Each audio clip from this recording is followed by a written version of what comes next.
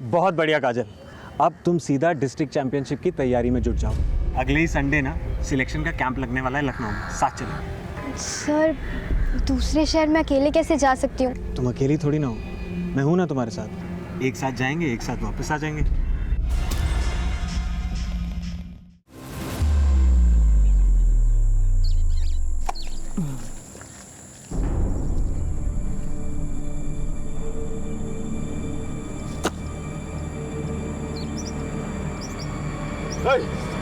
क्या कर रहा है तू यहाँ? अपनी खेत की मेड़ सही कर रहे हैं जो तुमने इतने सालों से बढ़ा के रखी हुई है। औकात में रहा अपने। औकात से ऊपर तो आप बोल रहे हो। एक तो हमारे खेत हड़प लिए, ऊपर से हमें धमकी दे रहे हो। साले दो कौड़ी के गुलाम। तो इधर ही क्या कर रहे हैं? छोड़िए छोड़िए ना। आपको जैसा करना है वैसा कर लीजिए, हमको कोई परेशानी नहीं, आप अपने हिसाब से मिड बांध लीजिए। क्या बाबूजी, आज फिर आप उन लोगों के सामने झुक गए? झुकने का बात नहीं है, जब दो आदमी झगड़ा करेंगे तो किसी ना किसी को तो हथियार डालना ही है ना। और झगड़ा करके क्या हासिल होगा? वैसे भी 2 गज जमीन हथियार लेगा तो कितना अनाज उगा लेगा? बाबूजी, कुछ नहीं होता है। बात को समझते काहे नहीं तुम लोग? हैं, चलो काम करो अपना।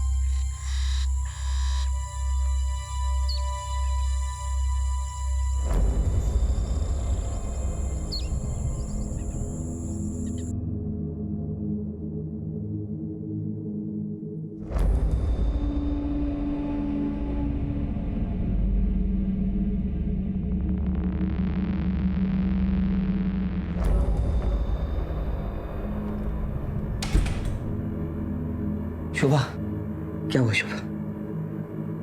नहीं हुआ इस बार भी।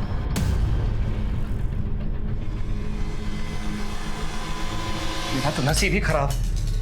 अरे निराश क्यों हो रहे हो? इस बार नहीं तो अगली बार सही। हाँ, हम कोशिश करते रहेंगे। देखना, जल्दी हमारे घर में बच्चा आ जाएगा। क्या आ जाएगा शोभा?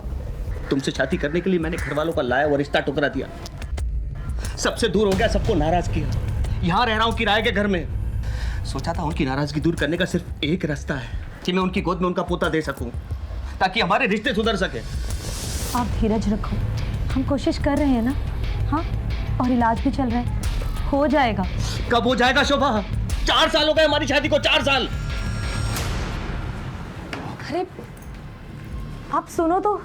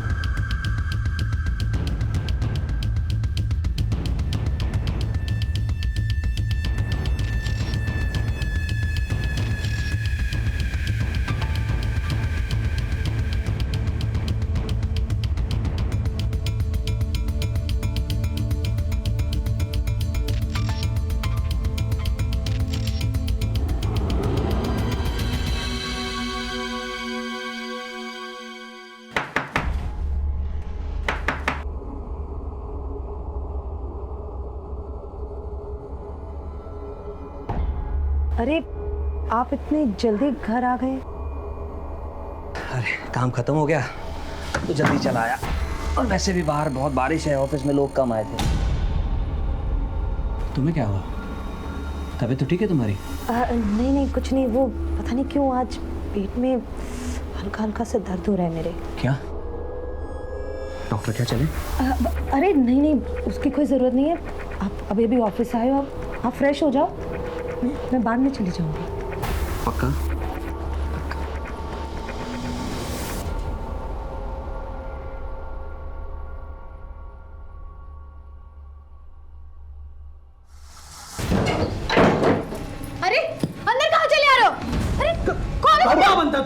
चल घूसा बढ़ता तेरे कान में।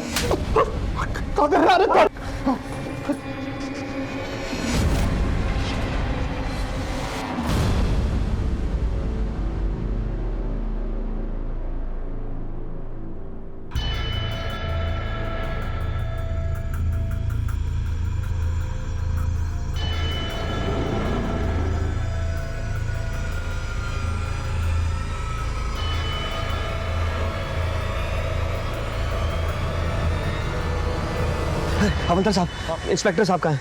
अंदर। कब गायब हुई? सर कल शाम से गायब है और स्कूटी लेके गई है सर। आप कहाँ रहते हैं? सर मैं बाजूपुर में रहता हूँ, लेकिन मैं नौकरी लखनऊ में करता हूँ। सर कल मैं नौकरी पे गया था तो वो घर पे थी, लेकिन मैं वापस आया तो वो घर पे नहीं थी। मैंने हर जगह ढूंढा, वो कहीं नहीं मिली सर। उसका फ़ोन भी ट्राई किया, लेकिन वो स्विच ऑफ है सर। हो सकता है किसी दोस्त या रिश्तेदार के घर गई हो। नहीं सर, मेरे अलावा उसका ज़िंदगी में और कोई भी नहीं है। हम अपनी कार्रवाई शुरू करते हैं। आप बाहर जाके कंप्लेंट दर्ज करवा दीजिए। Thank you sir. अभिषेक, ये फोटो और स्कूटी नंबर लेके सब जगह सर्कुलेट करो। चलो। ला ला ला ला ला ला ला ला ला। कौन कौन?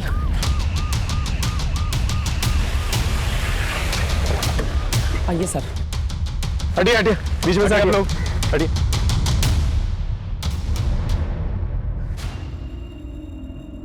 सर सर सर सर मैं थाने गया था, पता चला आपको एक डेड बॉडी मिली है।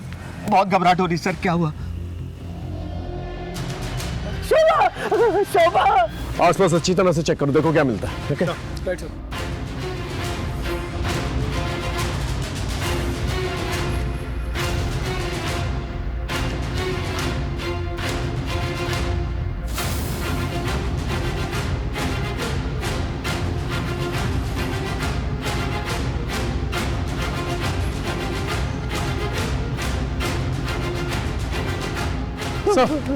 हाँ, ये टिफिन मिला सर।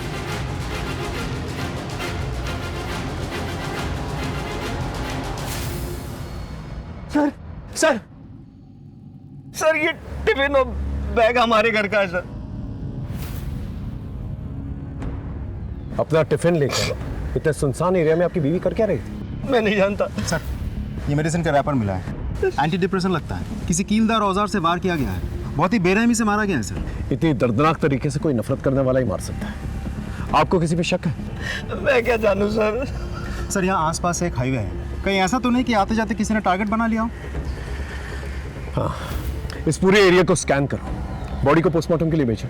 और हाँ, एक स्कूटी भी थी ना सर। देखो कहाँ डंप की गई। Okay sir.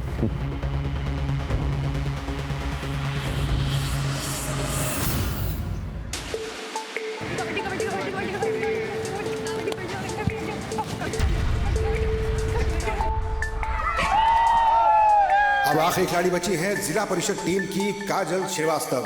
देखना है कि वो क्या कर पाती है। मैच तो लग रहा है जैसे महानगर स्कूल ने लगभग जीत ही लिया है। काजल रेखा के अंदर घुसी और देखते ही देखते आगे बढ़ रही है, काफी बहादुरी के साथ लड़ते हुए, हालात से समझौता ना करते हुए। काजल श्रीवास्तव बड़ी बहादुरी के साथ गेम चल रहा है। देखना है कि अब क्या होता है। और इसी के साथ काजल को चारों तरफ से सबने घेर लिया है। देखते हैं काजल क्या कर पाती है। एक तरफ जिला परिषद टीम की उम्मीदें लगी हुई है, दूसरी तरफ महानगर टीम पूरे जोश में लगी हुई है। अब देखना है क्या होता है। इसी के साथ काजल श्रीवास्तव ने एक साथ सबको ढेर कर दिया। जिला परिषद टीम की जीत दर्ज की गई है और आज की जीत का सेहरा जाता है काजल श्रीवास्तव को।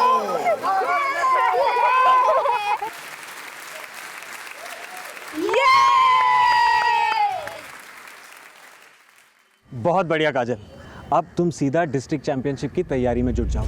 अगले ही संडे ना सिलेक्शन का कैंप लगने वाला है लखनऊ में, साथ चलेंगे। सर, दूसरे शहर में अकेले कैसे जा सकती हूँ? तुम अकेली थोड़ी ना हो, मैं हूँ ना तुम्हारे साथ। एक साथ जाएंगे, एक साथ वापस आ जाएंगे। और तुम टेंशन क्यों ले रही हो? मैं समझाऊंगा तुम्हारे पापा को, तुम बस तैयारी करो। सवाल ही पैदा नहीं होता। अब से ये बचपना बिल्कुल बंद। तुम्हें जरा सा खेलकूद में हिस्से क्या लेने दिया? दुनिया के सैर पर निकल पड़ी। सर ये काजल के लिए एक सुनहरा मौका है स्पोर्ट्स में अपना करियर बनाने का। तुझसे बात की मैंने? तूने दिमाग खराब कर रखा है इसका। चल निकल यहाँ से। पापा एक बार सुन तो लो, सर क्या कह रहे हैं। चुप, मुझे कुछ नहीं सुनना है। और तू भी एक बात कान खोल के सुन ले, ये तेरा आखिरी साल है, जैसा तैसे अपनी पढ़ाई पूरी कर ले। सर अगर आपको ये टेंशन है कि काजल अकेले कैसे जाएगी तो मैं जा रहा हूँ ना उसके साथ। अरे जा भाई जा, काजल कहीं नहीं जा रही है। और तू भी अपना रास्ता नाप और निकल यहाँ से। चल निकल यहाँ से। रेनू, आज से इसका खेलना कूदना और बाहर जाना बिल्कुल बंद। समझा दो इसे। जी। पापा इसे मत करो ना।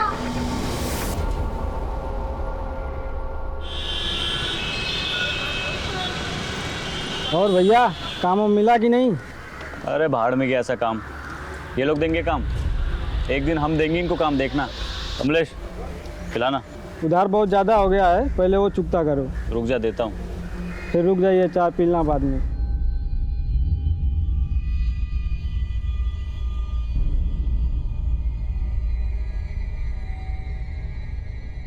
ये लो भैया चाय।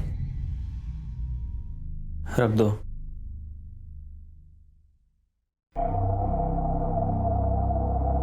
कहाँ घूम रहे थे सुबह से? कितना फोन किया हम आपको।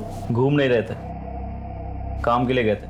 अगर इतने ही लायक होते तो हमें आज ये दिन नहीं देखना पड़ता। बड़े भाई है तेरे, बात करने का तरीका सीख ले पहले। हम वही तो कह रहे भैया, जिंदगी जीने का एक तरीका होता है, ऐसे कब तक चलेगा? बस कुछ दिन की बात है, हम सब सही कर देंगे। सिर ठीक कर दोगे? यही मर जाएंगे सिसक के भूखे प्यासे, अपने गांव अपनी मिट्टी से दूर। हमने कहा ना हम कुछ करेंगे, मतलब करेंगे। दिमाग मत खराब करो अब। ओके सर, जय हिंद। हाँ, हमारा अंदाजा बिल्कुल सही था। शोभा को नकल डस्टर यानी कि हाथ में भूजा जैसा कुछ पहन के बहुत ही बेरहमी से मारा गया। ये रही पोस्टमार्टम रिपोर्ट। सर यहाँ तक कि स्कल में भी छेद हो गए हैं और वार करने वाला राइट हैंडेड है। यानी कि जिसने भी मारा है बहुत ही स्ट्रांग आदमी है, यहाँ तक कि हड्डी तक में भी छेद कर दिया। लेकिन इतनी बेरहमी से कोई मारेगा क्यों?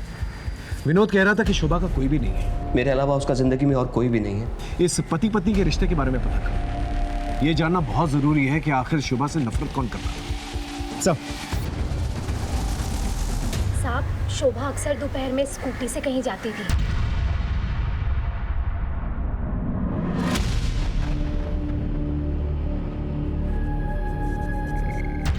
कहाँ जाती थी पता है आपको? नहीं पता।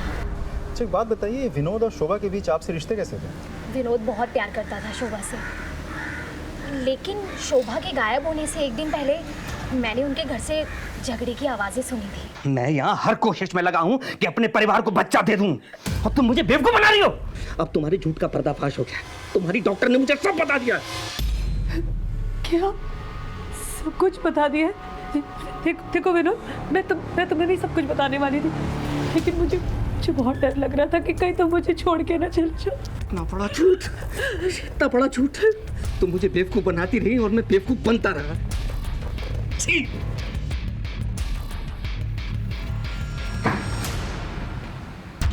विनोद ने अपने परिवार से लड़के शोभा से शादी करी थी। इसके लिए परिवार में अलगाव रहता था, और अब शोभा माँ भी नहीं बन पा रही थी, इसलिए दोनों बहुत दुखी रहते थे। लेकिन इस बात को लेके झगड़ा उसी दिन हुआ था पहली बार। ये विनोद के परिवार वाले कहाँ रहते हैं? साहब यही रहते हैं गांव में। शोभा की मौत के बाद से वो लोग भी यहाँ आने जाने लगे हैं। हम थक गए ऐसी जिंदगी जीते जीते, हमको तो कुछ समझ में नहीं आ रहा हम क्या करें।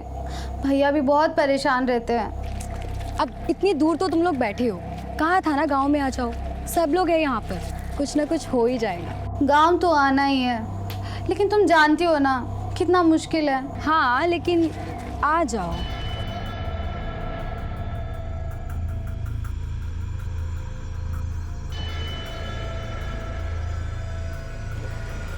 अच्छा मैं तुझे बाद में कॉल करती हूँ। हाँ हाँ ठीक है।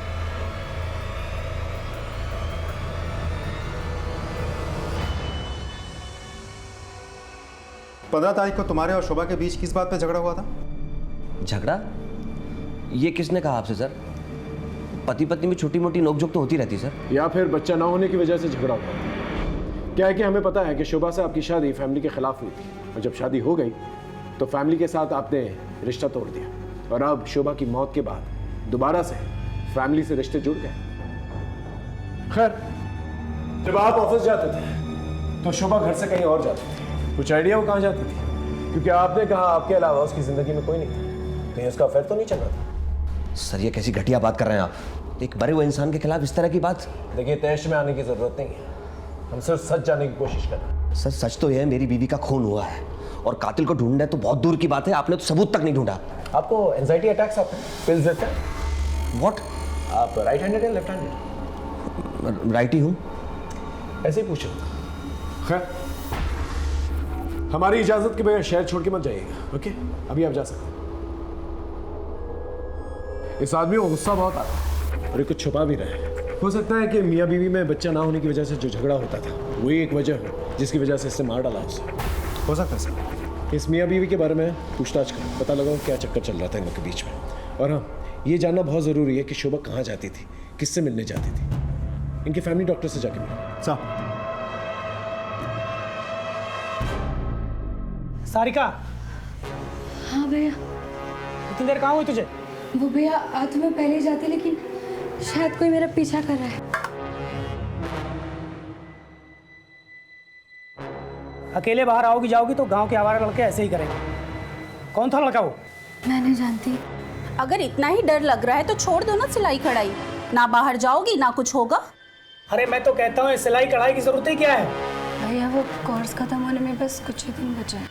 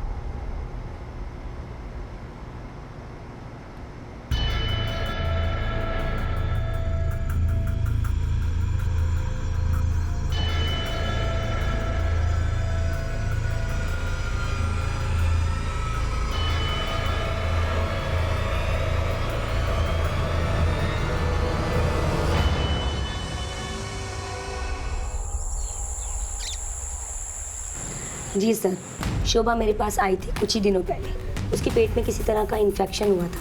मैंने कुछ टेस्ट किए और उनकी रिपोर्ट्स भी चेक की। रिपोर्ट्स चेक करने के बाद मुझे पता चला कि शोभा अपने पति विनोद को धोखा दे रही है। कैसा धोखा? दरअसल सर, शोभा पहले से एक बच्चे की माँ थी और उसके बाद उसकी बच्चेदानी निकाली जा चुकी थी, जिसकी वजह से वो दोबारा प्रेग्नेंट नहीं हो सकती थी। मैंने शोभा से इस बारे में बात भी की थी। देखिए मैडम, ये बात सच है, लेकिन प्लीज़ आप विनोद को इसके बारे में कुछ मत बताइएगा। तुम भले ही अपने रिश्तों में धोखे का जहर घोल रही हो, लेकिन मैं अपने प्रोफेशन में बेईमानी कभी नहीं करूँगी। मुझे सब कुछ विनोद को सच सच बताना होगा। प्लीज़ मैडम आप समझने की कोशिश कीजिए मैडम। मेरा इस दुनिया में कोई नहीं है, मेरा घर बर्बाद हो जाएगा मैडम। मैं विनोद को खुद सब कुछ एक दिन बता दूंगी, अपनी शादी के बारे में, वैभव के बारे में, सब कुछ। प्लीज़। फिर आपने ये बात विनोद को बता दी? जी सर, एक्चुअली विनोद बच्चे को लेकर के बहुत परेशान था, तो एक डॉक्टर होने के नाते मैंने उससे ये सब छिपाना ठीक नहीं समझा। डॉक्टर एक बात बताइए, शोभा के पहले पति और बच्चे के बारे में आप जानती हैं? जी नहीं सर, मैं कुछ नहीं जानती। सर मैं क्या पूछ सकता हूँ, आपने मुझे यहाँ क्यों बिठा के रखा है? विनोद, तुम डॉक्टर विनीता को जानते हो ना? हम मिल चुके हैं उनसे और उन्होंने तुम्हारे झूठ के बारे में हमें बता दिया है। डॉक्टर विनीता ने शोभा के बारे में हमें सब कुछ बता दिया। उसकी पहली शादी, उसका पहला बच्चा और उसका कभी भी ना बच्चा होना। ये सब सुन के तुम्हें बहुत गुस्सा आया और तुमने उसे मार दिया या मरवा दिया। नहीं सर, सच तो यह है कि मैं आज भी शोभा से बेहद प्यार करता हूँ। मानता हूँ झगड़ा हुआ था हमारा, लेकिन किस पति पत्नी में झगड़ा नहीं होता सर। लेकिन उसको मारने के बारे में मैं सोच भी नहीं सकता। मारने की तो वजह है तुम्हारे पास, उसका धोखा देना, उसका बच्चा ना होना। उसका पहला बच्चा कहाँ है? उसके पति के बारे में क्या जानते हो? सर मैं सच बता रहा हूँ, मैं कुछ नहीं जानता, और जितना जानता था वो आपको मैं बता चुका हूँ। सर, पीसीआर से एक डेड बॉडी मिलने की खबर आई है।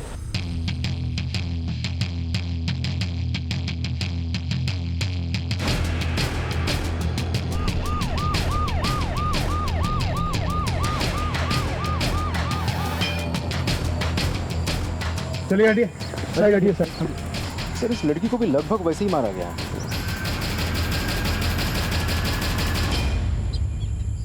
सर ये बैग मिला है और उसके अंदर सर ये यूनिफॉर्म मिला है सर। इस यूनिफॉर्म को कोई पहचानता है यहाँ? हाँ सर, इस गांव में एक स्कूल है, ये यूनिफॉर्म उसी स्कूल का लगता है। हो सकता है ये लास्ट काजल की हो। कौन काजल? गुलशन श्रीवास्तव की बेटी। सर वो एक दिन से लापता है। गुलशन श्रीवास्तव? सर डेड बॉडी के पास में ये मेडिसिन रैपर मिला है। दिखाओ सर। सर ये तो वही दवाई है जो हमें शोभा के मर्डर स्पॉट में मिली थी, और इस लड़की का चेहरा भी बुरी तरह से बिगाड़ा गया है। बॉडी को पोस्टमार्टम के लिए भेजो, देखते हैं रिपोर्ट में क्या आता है। सर एक काम करते हैं, इस मेडिसिन के रैपर को आसपास के मेडिकल शॉप में जाके पूछताछ करते हैं, शायद हमें कुछ पता चल जाए। नॉट पॉसिबल अभिषेक, ये जो मेडिसिन है काफ़ी कॉमन मेडिसिन है, काफ़ी लोग इस्तेमाल करते होंगे इसका। इतने से एविडेंस के साथ कल्प्रिट तक पहुंचना थोड़ा मुश्किल होता है, हमें कोई और रूट लेना होगा। उस गुलशन का पता ले लो। ओके चलो। आपकी बेटी गायब हुई थी, आप पुलिस वालों के पास क्यों नहीं आए? क्या करते साहब, ढूंढा उसे जाता है जो गुम हो जाए, जो भाग जाए उसे क्या ढूंढना साहब। सर ये लेटर छोड़ के गई है, भाग गई उस मास्टर अशोक के साथ। मैं उसके पास भी गया था साहब, लेकिन वो नहीं माना। क्या करता, पुलिस में रिपोर्ट करता तो बेइज्जती होती, इसलिए बैठ गया चुपचाप। अशोक ने क्या बताया था?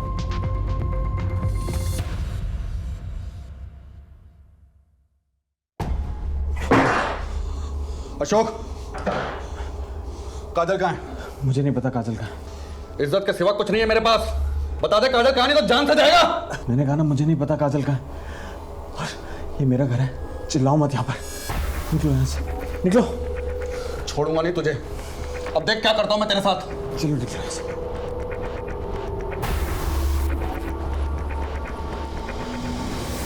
कहाँ रहता है ये कोच?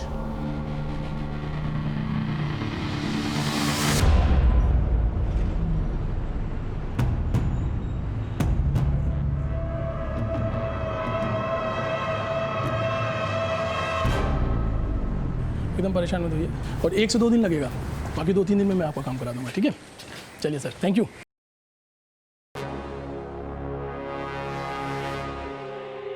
जी बताइए। सर अगर कोई पीछा कर रहा हो तो कंप्लेंट कहाँ लिखानी है? यहीं पुलिस स्टेशन में। वैसे कौन पीछा कर रहा है? सर पता नहीं। उसका हुलिया याद है जिससे हम उसका स्केच बनवा सकें? नहीं सर। आप परेशान मत हो, एक हेल्पलाइन नंबर है, आप इसको नोट कर लीजिए। Thank you.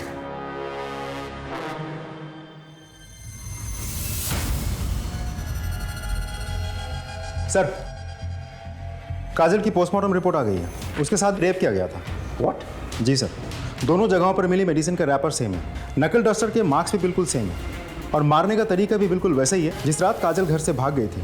उस रात उसने अपने कोच अशोक को फ़ोन किया था। ये रही उसके कॉल डिटेल्स। लेकिन सर अब अशोक अपने घर से फरार है। इसका मतलब गुलशन ने जो इल्ज़ाम लगाया था कि अशोक ने ही मदद की थी काजल को भगाने में, वो सच थी। गांव में कुछ और पता चला? नहीं सर, ना ही स्कूल से कोई और सस्पेक्ट मिला।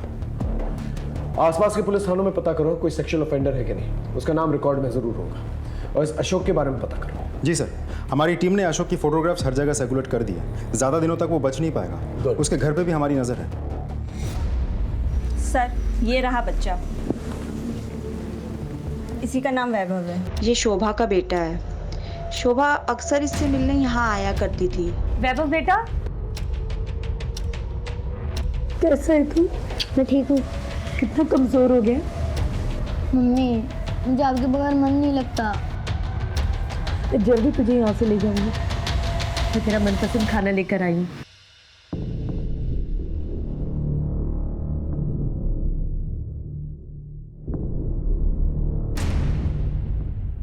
सर शोभा ने कहा था कि उसने अपने पति से बात किया है कि वो इसे अपने साथ लेकर जाएंगे। क्या हुआ सर, क्या हुआ? चल चल बैठ बैठ, आराम से बैठ, हम तुझे बताते हैं क्या। पहले तू हमें ये बता, ये कौन? सर ये तो मेरे दोस्त गुलशन की बेटी है सर। इसका मर्डर। क्या मर्डर? बिल्कुल उसी तरह जिस तरह से शोभा का। लेकिन सर आप ये मुझे क्यों बता रहे हैं? इसे पहचानता? नहीं सर, इसे नहीं जानता मैं। यही शोभा का बेटा है जिसकी वजह से तूने शोभा को मार दिया। सर सच सच बता, उस दिन क्या हुआ? सर मैं कसम खा रहा हूँ, मैं नहीं जानता था ये शोभा का बेटा है सर। उस दिन हॉस्टल जाते वक्त उसने हॉस्टल की वार्डन को सब कुछ बता दिया था कि उसने तुझे सब कुछ बता दिया। सर वो मेरे दिमाग से निकल गया, बताया था उसने सर मुझे, मैं भूल गया था सर। मुझे माफ कर दो विनोद, मैंने तुमसे कुछ झूठ नहीं बोला, सिर्फ सच छुपाया विनोद। मेरी शादी पूरी तरह से बर्बादी थी। विनोद तुम वैभव को अपना लो विनोद प्लीज। मैं वैभव को तुम्हारे पास ले आती हूँ विनोद, देखो मना मत करना विनोद। लेकिन मैंने उससे ये कभी नहीं कहा था कि मैं उसे अपना लूंगा या वो उसे घर ले आए। तूने कहा नहीं, करके दिखाया। इसलिए जब शोभा बाहर निकली तूने उसे मार दिया या मरवा दिया ताकि ना रहे वैभव और ना रहे वो, और तू दोबारा अपने माँ बाप की मर्जी से शादी कर सके। सर चाहे तो आप सारी जिंदगी के लिए मुझे जेल में डाल दीजिए, मैं आखिरी वक्त तक यही कहूंगा कि मैंने शोभा को नहीं मारा, नहीं मारा, नहीं मारा।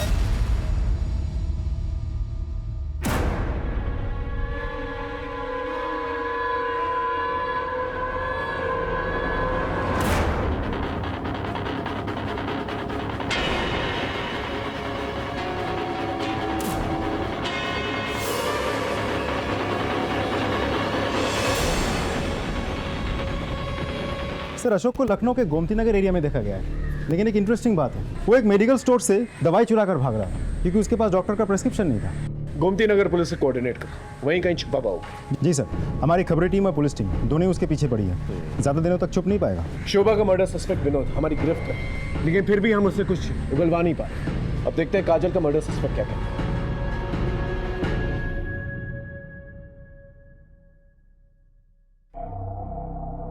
कुछ याद है इस घर का? हाँ भैया, कैसे भूल सकते हैं, एक ही याद थोड़ी ना इस घर में। अच्छा सुनो अंकिता, जी भैया। हम थोड़ा खेत का चक्कर लगा के आते हैं। और हाँ, घर से बाहर निकलना मत, यहाँ का माहौल ठीक नहीं है। जी भैया।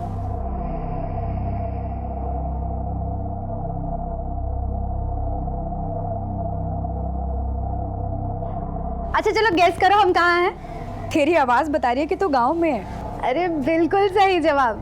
बता फिर कब मिल रही है? अरे इसीलिए तो हम फोन किए हैं। शाम को नदी के पास मिलते हैं। ओके।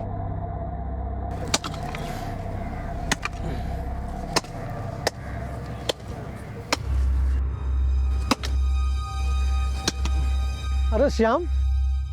अरे प्रणाम चाचा। कब आए? बस अभी आए, ये जो कुछ बचा है अपना उसे बटोरने के लिए। बहुत अच्छा बेटा, ये जमीन बनाओ और अब यही रहो। यही सोचा है अब।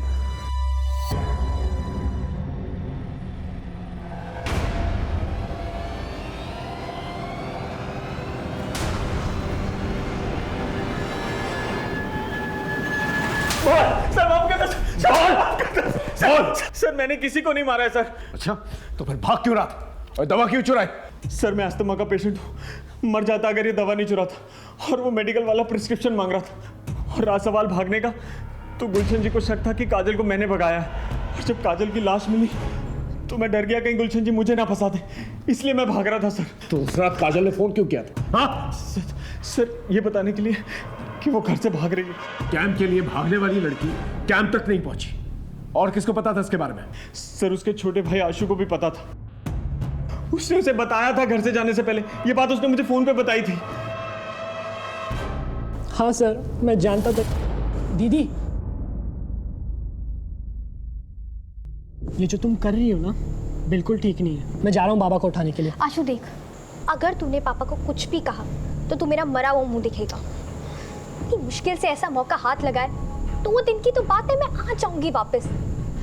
पापा की जितनी मार खानी होगी ना खा लूंगी, लेकिन तू चुप रहना। खा मेरी कसम, तू बाबा को कुछ नहीं कहेगा। मुझे लगा था कि दीदी 2 दिन में वापस आ जाएंगी, दीदी तो वापस आए नहीं। और बाबा इतना गुस्सा थे कि अगर मैं उन्हें बताता कि मुझे पता है कि दीदी कहाँ है तो वो मुझे जिंदा नहीं छोड़ते, इसलिए मैंने उन्हें कुछ भी नहीं बताया।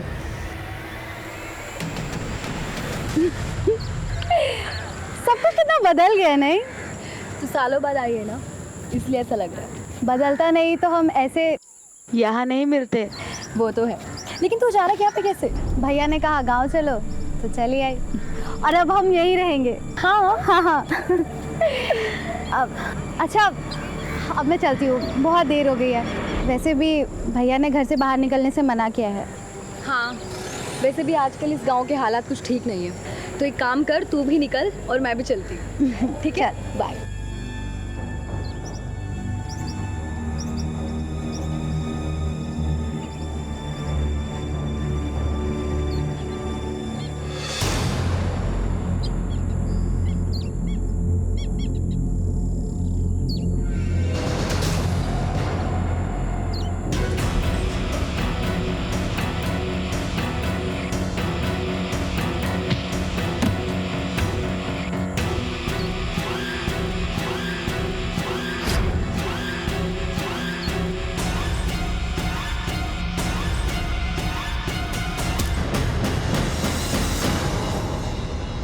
इधर आ।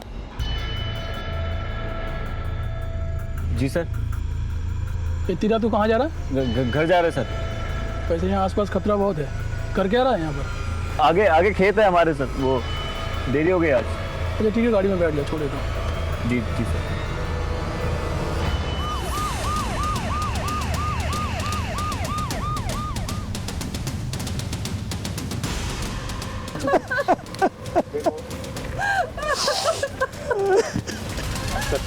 फिर से उसी तरीके से हत्या की गई है। सर ये लड़की तो 2 दिन पहले भी आई थी अपने पुलिस स्टेशन में। What? क्या कह रही थी? सर उसका कहना था कि कोई इसका पीछा कर रहा है। जब मैंने उससे पूछा तो उसने कहा नहीं पता, लेकिन मैंने सर उसे हेल्पलाइन नंबर भी दे दिया था। वो कह रही थी कि कोई उसका पीछा कर रहा है, लेकिन हमने कोई ध्यान नहीं दिया। कुछ पता है आप लोगों को कि कौन था वो? किसी दुश्मनी थी उसकी? कुछ नहीं पता हम लोगों को। सर ये रैपर मिला है। सर ये रैपर देखिए, बिल्कुल ऐसा ही मेडिसिन का रैपर हमें शोभा के मर्डर स्पॉट पर भी तो मिला था। जिस बेरहमी से मारा गया ऐसे किसी साइको किलर का ही काम हो सकता है, या तो ये तीनों की तीनों मर्डर्स जो हैं कनेक्टेड हैं। क्योंकि सिर्फ मर्डर करना या करना उसकी मंशा नहीं हो सकती।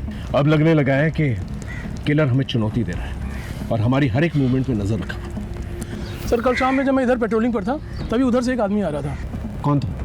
सर उसने ये सब तो नहीं बताया, लेकिन उसने एक बात बताई थी कि उसका आसपास के एरिया में ज़मीन है। इस पूरे एरिया में जितने लोगों की ज़मीन है ना, उन सब से पूछताछ करो और उस आदमी के बारे में ही पता करो, शायद उसे कुछ पता। खैर, इसकी फोटो लो और आसपास के एरिया में पूछताछ करो। ये कह रही थी कोई इसका पीछा कर रहा है, पता करो, शायद किसी ने कुछ देखा। ओके, और बॉडी को पोस्टमार्टम के लिए भेजो।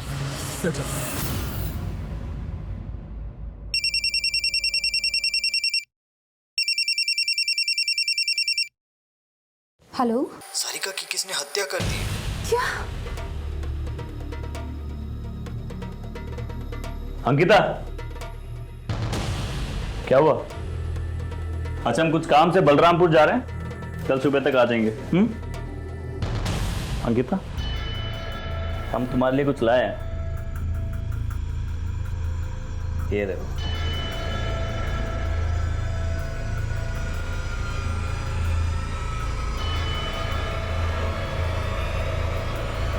वैसे भी आजकल इस गांव के हालात कुछ ठीक नहीं है, तो एक काम कर, तू भी निकल और मैं भी चलती हूँ। क्या हुआ, पसंद नहीं आया? नहीं भैया, अच्छा है। हमें पता है तुम क्या सोच रही हो। यही सोच रही हो ना कि तुम्हारा नाम तो ए से आता है, फिर ये एस क्यों? सच बताए, हमने हमारे लिए लिया था, पर क्या है अब तुम रख लो। चलते हैं।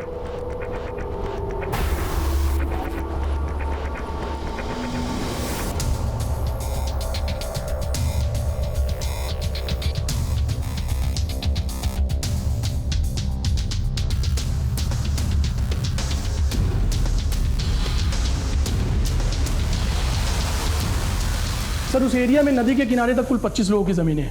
मैंने उन सभी लोगों से बात कर ली है, लेकिन सर वो आदमी नहीं मिला जो उस रात पेट्रोलिंग करते वक्त मिला था। इसका मतलब इस आदमी ने झूठ कहा था कि उसकी ज़मीन है उस पर। इस आदमी की स्केच बनाओ और पता करो ये गांव वाला है या बाहर से है। Okay, right sir.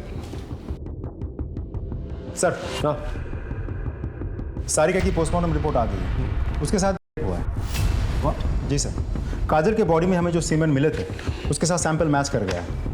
एक और बात सर, इस बार भी वही नकल डस्टर यूज़ किया गया है और उसी तरीके से स्कल में छेद भी हुए हैं। और सर मारने वाला इस बार भी राइट हैंडेड है। इसका मतलब ये किसी साइको किलर का ही काम है और ये सारिका उसकी तीसरी विक्टिम है। अब हम ये बात रूल आउट कर सकते हैं कि ये सब रैंडम किलिंग्स नहीं है। सर इन तीनों मर्डर्स में कोई डायरेक्ट कनेक्शन तो मुझे लग नहीं रहा है, लेकिन हाँ एक गहरा कनेक्शन तो है। काजल के पिताजी गुलशन, शोभा का हस्बैंड विनोद और सारिका का भाई मनोज, तीनों ही दोस्त हैं और दोस्ती बहुत गहरी है सर।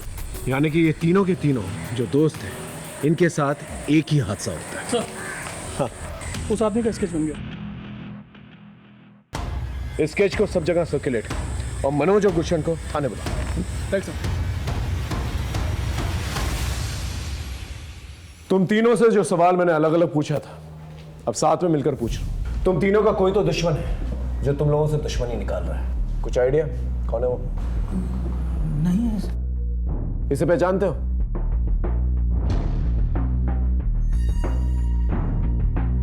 ये तो श्याम है। कौन श्याम? हमारे गांव का ही है, ओम साहू का बेटा। सर सालों पहले इसने गांव छोड़ दिया था, लेकिन सर हमें पता चला कि कुछ दिन पहले इसने गांव आना शुरू किया है। और सर जब से इसने गांव आना शुरू किया है तब से ऐसे कांड होने शुरू हो गए। तो अब बता रहे हैं हमें भी अभी तस्वीर देख के झटका लगा। आप लोग हमें ये बताइए, आप लोगों का कनेक्शन क्या है इसके साथ और ये कहाँ मिलेगा?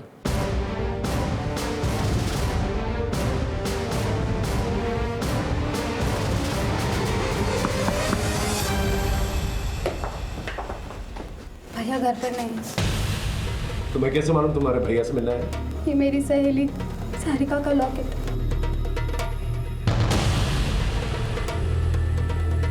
ये लॉकेट तो सारिका का है।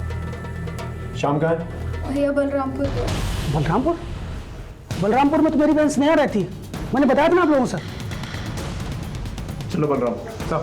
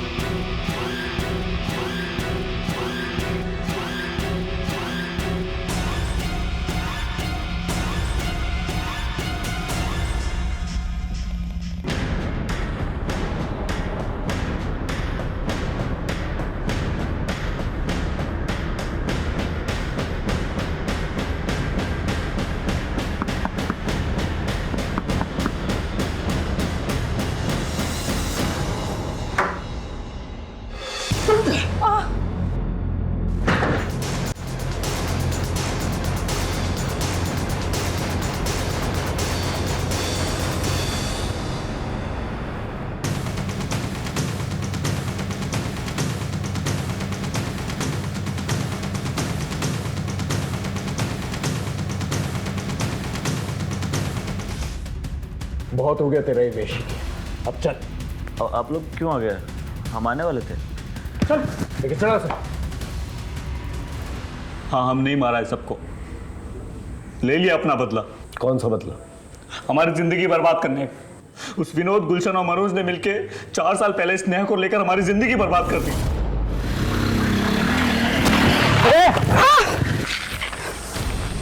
ये क्या कर दिया तुमने? हमें जानबूझ के नहीं किया, वो गलती। क्या हो रहा है? क्या क्या? स्नेहा तुम क्या कैसे? भैया इसने मुझे छेड़ा है। नहीं, अपनी जात और औकात दोनों भूल गए। भैया आपने तो बचाया इसे बाइक से। दो इसे दो मनोज भाई। एक और दो, एक मनोज। हम तो स्नेहा को बचाने गए थे, मगर गांव के बड़े और दबंग लोग गलत समझ बैठे। हमारे बाबा ने कहा कि जब तक मामला ठंडा नहीं हो जाता गांव से दूर रहो, मगर हमारे दूर जाने के बाद मामला और बिगड़ गया।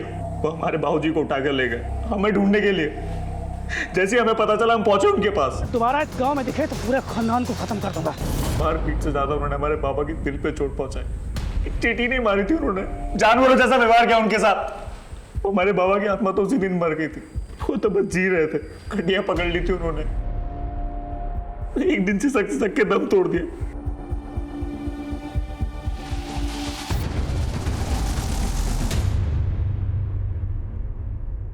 गलती हमारी थी भी नहीं, फिर भी उन्होंने हमारे साथ साथ हमारे बाबूजी को भी सजा दी।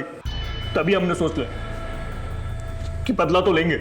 बदला लेना ही था तो गुलशन, मनोज और विनोद से ले, उन 3 निर्दोष औरतों ने क्या किया? ये बात आप उनसे जाके पूछो ना। अगर उन्हें कोई बात करनी थी तो हमसे क्यों नहीं की? हमारे निर्दोष बाप को क्यों घसीटा बीच में? हम भी जताना चाहते थे उन्हें कि अपने सामने अपनों को मरता हुआ देख के कैसा लगता है। हमारे बाबा की आत्मा को अब शांति मिल गई होगी। अब आप हमें फांसी दो या जिंदगी भर जेल में रखो, कोई फर्क नहीं पड़ता। फांसी तो तुझे होगी, लेकिन एक बात बता देता हूं तुझे, तूने जो किया है ना, उसकी वजह से तेरे बाबा की आत्मा को कभी भी शांति नहीं मिलेगी।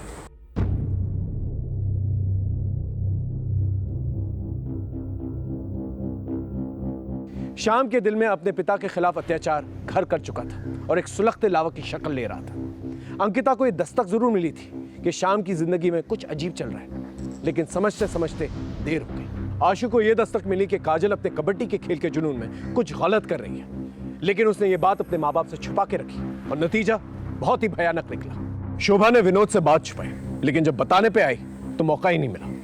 सारिका ने बार बार अपने घर वालों से ये कहा कि कोई उसका पीछा कर रहा है, लेकिन किसी ने उसका यकीन ही नहीं किया। सच कहें तो विनोद, मनोज और गुलशन ही इस अपराध के रचयिता हैं। उन्होंने बिना सच जाने कानून को अपने हाथ में लिया और एक ऐसा बीज बोया जिसने तबाही मचा दी। दस्तक होती जरूर है, चाहे वो जोरदार हो या खामोश। उसे सुने, समझे और सतर्क रहें। फिर मिलेंगे एक नए केस के साथ। तब तक देखते रहिए क्राइम पेट्रोल दस्तक, क्योंकि मकसद बताना नहीं, बचाना है। जय हिंद।